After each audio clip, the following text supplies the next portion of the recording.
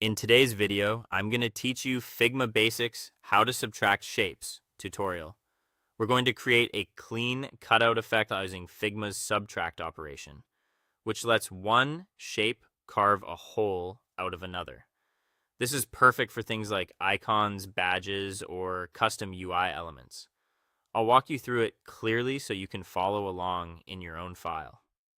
First, start inside your Figma project by adding a frame.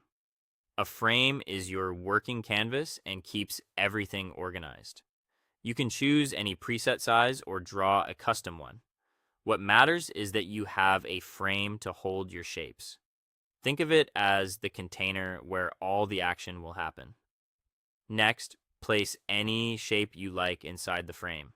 You can use a rectangle, a triangle, or a circle, whatever suits your design. Draw the base shape that you want to subtract from. This will be the shape that remains after the cut. Then add the shape that will do the cutting. You can give each shape a different fill color, so it's easy to tell them apart while you work. Now layer the shapes so they overlap.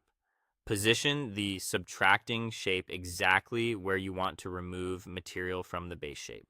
If you need precision, use the alignment and distribute controls or nudge with your arrow keys for fine adjustments.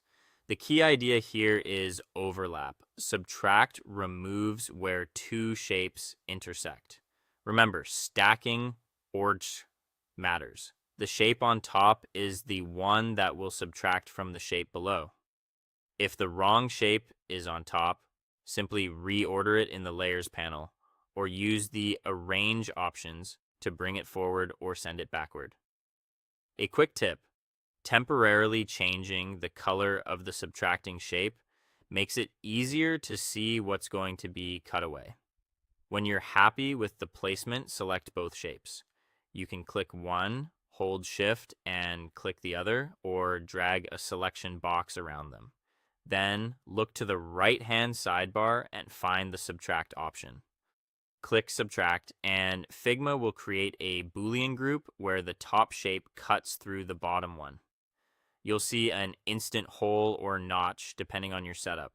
The best part is that this is non-destructive. You can still move the subtracting shape, resize it, or edit its properties, and the cutout updates live. If you change your mind, you can reorder layers or even swap which shape is on top to change the result. And that's it. Congratulations.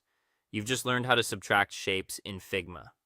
With this technique, you can quickly craft custom icons, masks, and unique UI details, all while keeping your workflow flexible and editable.